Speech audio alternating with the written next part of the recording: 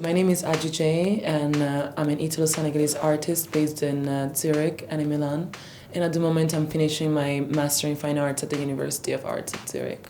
My mom is an artist, and so I've been getting in touch with photography by being the subject of the photos that she was taking.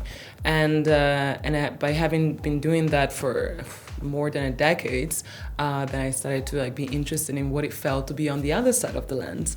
And that's how I kind of started. But most of all, well, I always did art schools. High school, bachelor, master in sort of an art setting.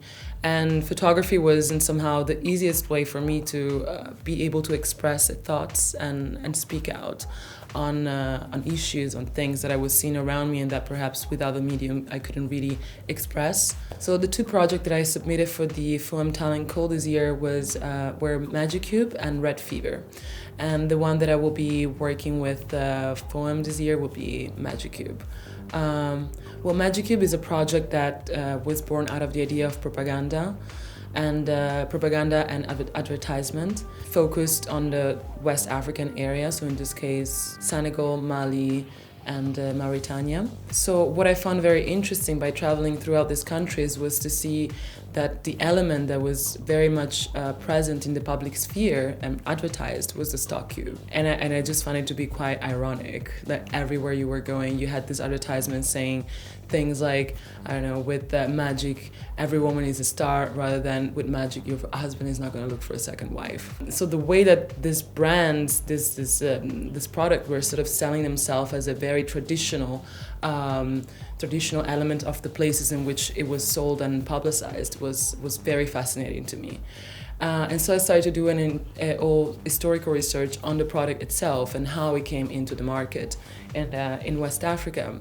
And it was interesting to see that obviously it was one of the first product that came into the market, West African market. And since then, since it's a product that in itself can maintain itself in every kind of temperature and it's much less expensive than the natural spices, it became very, very popular.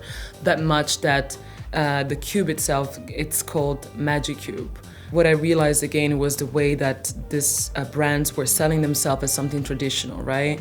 And so when I thought about photography and obviously West African photography, the first images that come up in your mind are the images of Malick Sidibé, Seydou Keita, Omar Sy. So all these very iconic artists that have been somehow discovered and in the past century, in the 80s, 90s. And it's interesting to see that still in our days, how the artistic productions of upcoming artists, it's still very much influenced by this type of photography. So I decided that would have been the nice frame in which, working with Maggic Cube.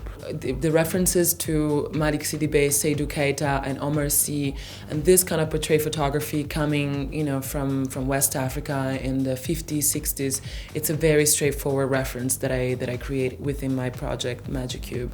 And the reason why it's because the way that these are work that to begin with I admire the most, but the way that they have been placed within the market, it's something that I find it's something that I like to question somehow, because it sort of created a brand in itself of what it's supposed to be West African photography.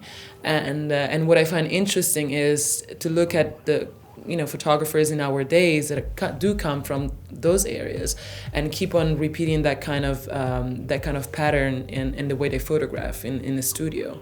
And sometimes I really wonder if that kind of image that they reproduce right now is it really a looking to ourselves, or is it something that we're creating for someone else to be looked at? So that it's one of the main questions I have and I raise throughout the project Maggic Cube, which is about advertising, which is about branding, and through the metaphor, whatever, of the stock cube. But it also reflects on the aesthetic of how it's proposed.